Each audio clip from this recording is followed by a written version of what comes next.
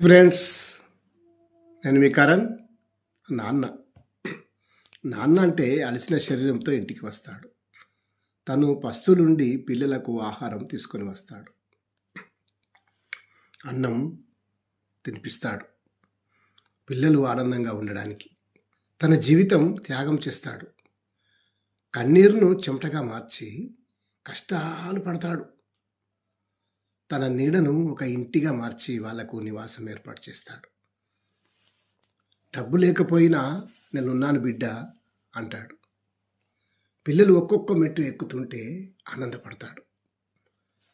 మురిసిపోతాడు నాన్న. పిల్లల్ని పైకి తేవడానికి ఎంతో శ్రమిస్తాడు. కాపాడుతూనే ఉంటాడు కంటికి రెప్పల.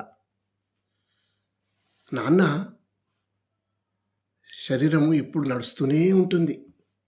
గడియారం ఆగుతుందో ఏమో కానీ నాన్న ఆగడు. శరీరం కృషించిపోయినా నీరసంగా ఉన్నా నేను బాగానే ఉన్నాను బిడ్డ అంటాడు. భుజాల మీద బరువు మోస్తూ ఉంటే నీకు ఆ బరువు అనిపిస్తుందా? నిన్ను భుజాల మీద ఎక్కించుకొని ఆడిచ్చిన నాన్న చనిపోయిన తర్వాత భుజాల మీద మొయ్యవా? అప్పుడు నీకేమనిపిస్తుంది?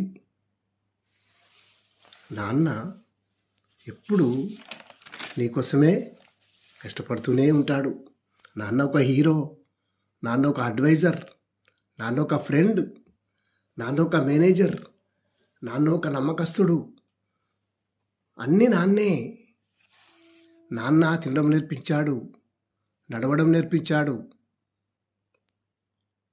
నిన్ను ఇంకా పైకి తేవడానికి ఒక మార్గదర్శకం చూపిస్తాడు. నడుస్తూనే ఉంటాడు, ఇస్తూనే ఉంటాడు. ఏమి అడగడు నాన్న. నాన్నకు ఇవ్వడం తప్ప తీసుకోవడం తెలియదు. అదే నాన్న. నాన్నను గౌరవించండి, నమస్కరించండి, హత్తుకోండి. ఎంతో ఆనందపడతాడు నాన్న. Thank you.